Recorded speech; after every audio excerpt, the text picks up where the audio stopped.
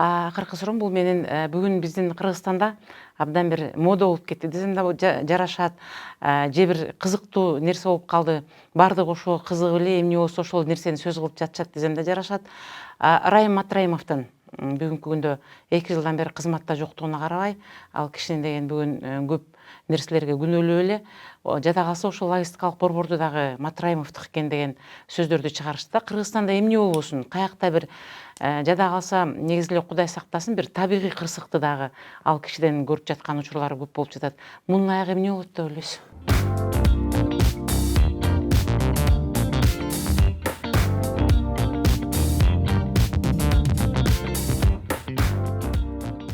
Мен ойлойм, мунун аягы бардыгы чындык менен бүтөт.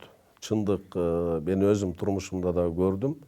Чындык ийилет, бирок сынбайт деген бул ата бабадан калган сөз, бекер сөз эмес экен.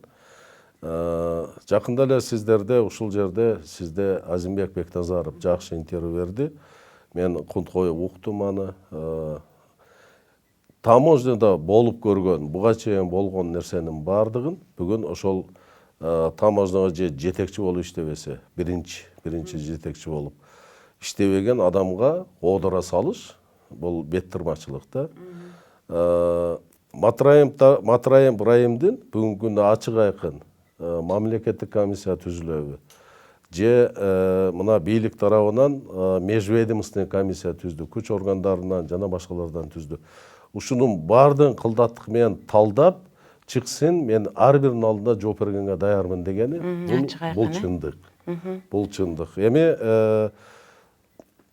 Райымдын бүгүнкү күндө ошол өткөнкү шайлоолордо бунун элине кылган, ошо өзүнүн кичи мекениндеги элине кылган кызматы, ошонун баардыгын көрүп, бул чоң саясий конкурент болуп калды да. Саясий конкурентти ар дайым жамандайт. Учурунда эсиңизде болсо, Ата журт партиясы аябай чоң саясий конкурент болгон үчүн бизди эртеден кечке телевизордон шыбаган. Эксперттер аябай жамандашкан, укук коргоо органдарын тизип алып пресс-конференция беришкен. Бирок Кудай бар да. Кудай барын көрүп турат. Ошонун баардыгын кандай кылып, өздөрү кандай болуп түшкөнү мен тоба кылам, таба кылбайм. Эч качан чындыкты айткандан коркпош керек. Ошон үчүн мен ойлойм, бул бүгүн эптеп ушул Матраим Райымдын кечээки президенттик шайлоодо Сооронбай Шариповичти колдогону, ошол өзүнүн бир туугандары менен, өзүнүн командасы менен колдоп чыкканын көрө албагандар бүгүн президентке эптеп бир нерсени жабыштырыш үчүн ушул окшогон сөздөрдү таркатып атат да. Мунун баардыгы чындыгы чыгат. Жөнөкөй эле мисал айтып коеюн, кечээ депутаттык комиссияда жаңкы 700 миллион боюнча мамлекетке паланча миллиард сом түшпөй калыптыр салык деп атат. Эми бул жерде, ал жерде мен экономисттер деле болсо керек деп ойлойм. Кытайдан бизге товар келгенде ал ар дайым салыгы төлөнөт. Границадан өткөндө. Аны адам алып келгенден кийин бул жерде сатканда да салык төлөйт, айлык төлөйт, ал кошумча салык, соцфон жана башканын баары төлөнөт. Анан ал товар алып келиш үчүн чыгарат да чет өлкөгө. Андан салык дагы түшпөй калыптыр деп мен түшүнбөйм да. Мисалы бул жерде атайлап кандайдыр мен мисалы сураттым, ошону билейин деп, мүмкүн экономикалык мыйзамдардын кээ бирин билбей калгандырмын деп сураттырсам, анализ жок эле, жөн эле айтылып калган сөз. Куру сөз менен. Куру сөз. Бул эми далили жок. Мисалы ошол эле 24 кижинин далили жок деп ачыкта айтып да, далили жок караладык болгон материал менен деп айтып чыкканын кечирим сурап. Ал эми Азаттыктын бүгүнкү күндө өткөндө ошол комиссияга Азаттыктын бул жердеги шеф-редактор деп коет, ал дагы келип, бизде андай далил жок, тиги кишинин сүйлөгөн деп. Анын бардыгы далил менен гана, факты менен гана. Ал эми таможняда болгон иштерде, мисалы 2005 жылы мен депутат болдум, 2010 жылы болдум. Ар бир чакырылышта 3-4 комиссия түзүлөт. 3-4. Ал эми жаңы Кытай менен биз менен болгон айырмада дагы туура эмес түшүндүрүп берип атышат да. Кытайда мисалы ар бир чыккан товардын өзүнүн баасы бар. А бизге киргенде биздин ошол таможня кодекстин негизинде 20 жылдан бери биз иштеп келаткан таможня кодекстин негизинде товарларды мында комплектті түрдө жеңил кийим, мебель өзүнчө жана башка деп туруп общий растаможка болот. Ал жерде сөзсүз түрдө разницасы чыгат. Эми биз мына Азимбек Бекназаров жакшы айтты. Мисалы Россияга ошол эле Европа өлкөлөрүнөн жана башкадан Белоруссиядан товар кирет. Биз Кытай менен ушундай ыңгайлуу жерде жайгашканбыз. Кытайдан келген товардын баары биз аркылуу Тажикстанга кетет.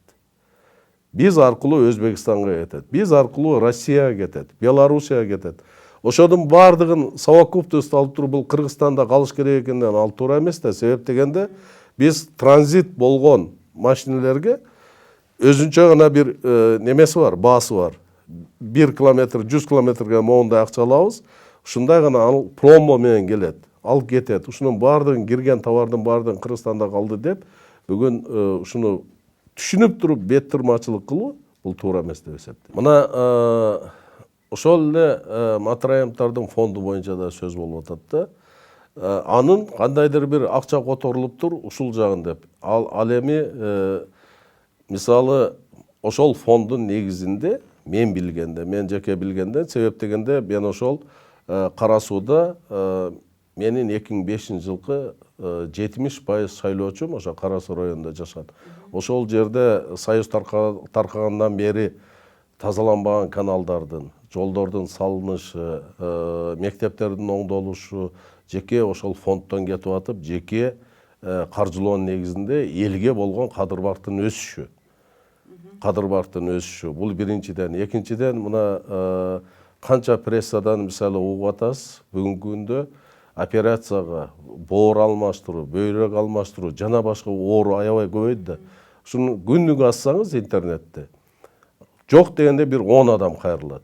Ошолорго жардам берүү үчүн бул кадыр-баркы өскөн негизинде айтып атпаймынбы, саясий конкурент болуп калды да көпчүлүк саясатчыга. Ал бирок ушундай каралоонун негизинде мен ойлойм, мунун абийирин же болбосо авторитетин түшүрүү эмес, саясатта наоборот бийик көтөрүп алчу болуш да. Саясаттын эки жагы бар. Каралоосо дагы, жакшыласа дагы ал саясатчынын деңгээлин көтөрөт. Буга чындыкты түз карап, өйдө карап, чындыкка жетип, чындыкты гана айтыш керек. Чындыгы чыгат. Жана студенттерди жыл сайын 200дөн студент окутканы, жана аз камсыз болгон үйлөргө жардам бергени, мунун баары чындык да, э? Чындык бул эми ал чындыкты эч жака жашыра албайсың да. Себеби бул бир гана ошол Кара Суу районунда эмес, Ош обласы, Жалал Абад обласы, Ысык-Көл обласынан, Баткен обласынан, Нарындан да мына кайрылып айтып атышпайбы. Кече эле мисалы Майдан газетасында ошол Ысык-Көл обласынын Түп районунан мурунку күч органдарында иштеген бир пенсионер сүйлөптүр, аны да окудум. Эми мындай да, биз жакшыны барктай албайбыз, Биз качан гана чындыкты айтып, өзүбүздү өзүбүз көтөргөндө, кыргызды кыргыз көтөргөндө гана бир жакшы нерсеге жетебиз да. Анан жок деп чукулай берсек, бири-бирибизди кемсиндеп жамантай берсек, андан жакшы жыйынтык чыкпайт, э? Маегиңизге чоң рахмат, Ахмат мырза. Мына алдыбызда деген шайлоо келатат. Ушул шайлоонун жол-жобосун, кандай өтүшүн, кандай калыс болорун жогоруда айтып өттүңүз. Ошондой бир белгилүү саясат жагыттары мындан ары да биздин студияга келип, биздин коомчулук менен маектешип турабыз. Кудай буйруса, мен ойлойм, мен тилейм, шайлоо жакшы өтсө экен деп, шайлоо таза өтсө экен деп, парламенттин 7-чи чакырылышы болот. 7 деген цифра кыргыз үчүн мындай маанилүү, 7-9 деген. Мен ойлойм, ушу 7-чи чакырылышка Кыргызстандын парламентине саясатта такшалган, ар бир өз кесибинде такшалган, кыйын күчтүү депутаттар келет деп мен терең ишенем.